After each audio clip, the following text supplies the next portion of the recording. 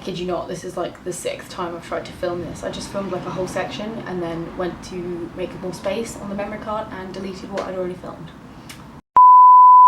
For anyone who does not know me, my name is Rosie and I want to do a couple of videos which I'm going to call the Epilepsy Awareness series on my channel, because I feel like it's a really misinformed illness that a lot of people suffer with. 1 in 100 people in the UK suffer with epilepsy, and that is a lot of people, and not a lot of people know about it or what to do if someone had a seizure or just general things really. So that I want to try and raise some awareness on this channel. Every year Epilepsy Awareness do Purple Day, which aims to raise awareness and funds for research and all those sorts of things. So next year, 2019, I will be doing a fundraising event in March for epilepsy awareness.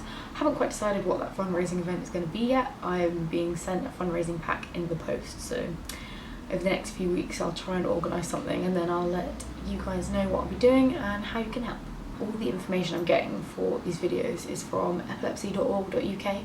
I will put the link in the description, so if you want to go and check it out and get even more information, they've got tons of information on there, then please feel free to do so. I also just want to apologise for the noise and the lighting, because I live right next to a bus stop and the weather has been going a bit crazy today. So basically I just want to start by saying that epilepsy is a condition that affects the brain. Someone who has seizures is considered to have epilepsy, and seizures are an intense burst of electrical activity in the brain that causes disruption, which can be in the form of a seizure or dissociating, all these sorts of things. What happens to someone during a seizure is completely dependent on their type of epilepsy and what part of the brain it comes from. So everyone's different, and that is why it can be so hard to spot it and diagnose it and help people that are suffering from it.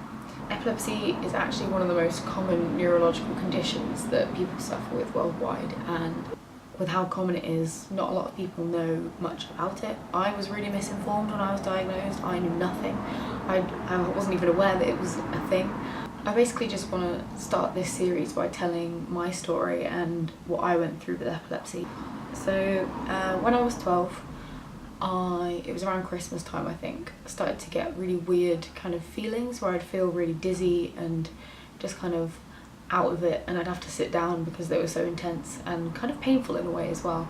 And I'd get a really weird taste in my mouth. I used to be able to taste sour cream and onion Pringles. I never really thought anything of it. I just thought I was a bit dehydrated, and I decided to drink more water, and it didn't help. They carried on. And then one day, I think it was May the 3rd of that year, I think it must have been 2009 or 10 maybe. In one day I had 4 or 5 of those weird dissociative things. But I still didn't tell anyone because I was like, oh, you know, weird, but whatever, I'll just see what happens.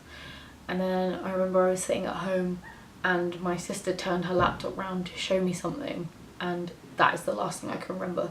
The next thing I know, I was waking up in hospital, and it was quite a scary situation to be in. I think I was 12 at the time, so waking up in hospital, not really knowing where you are, is scary.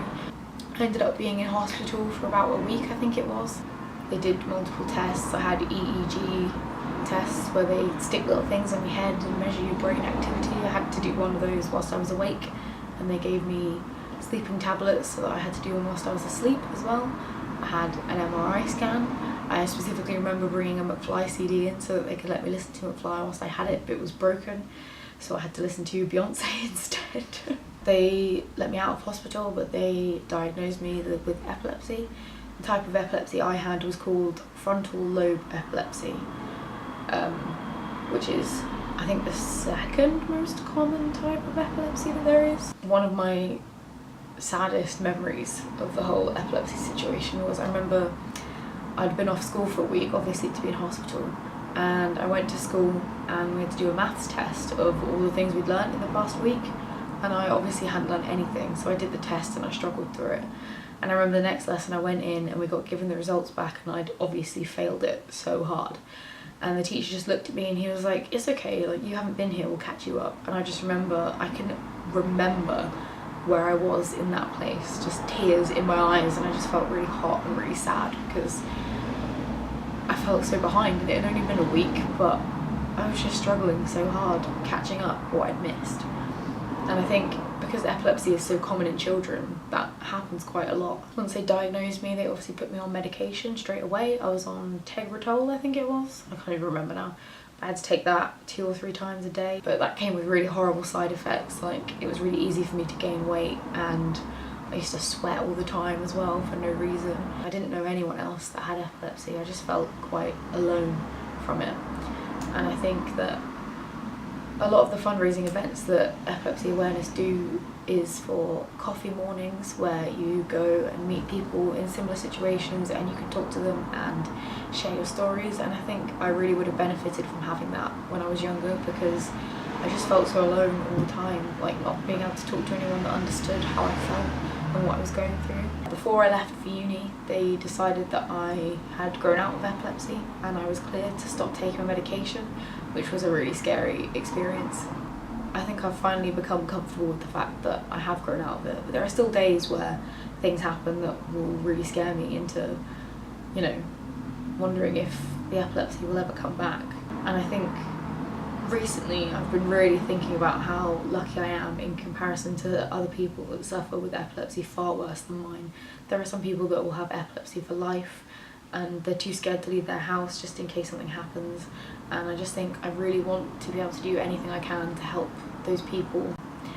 If you want to kind of carry on with my journey, trying to raise awareness for epilepsy and the fundraising that I want to do next year, then please subscribe and keep in touch with it. I will hopefully soon be sorting out what fundraising event I'm going to do, and then I'll open up a page where people can donate, and that would be amazing. Also, if I ever, I doubt it, reach the point where I'll be making money off YouTube videos, then obviously every single penny that comes from these videos will go straight to that. So please subscribe, because it means I can make more money for people. I just want to say thank you to anyone who watched this whole video, and thank you for listening to my story, and I hope that in the next few videos I upload I can raise some awareness and do some good for people that need it and deserve it. So thank you very much for watching. Subscribe, give it a like, share, all that rubbish. I'm sorry I'm so painfully awkward. It probably will get easier once I get into the swing of it.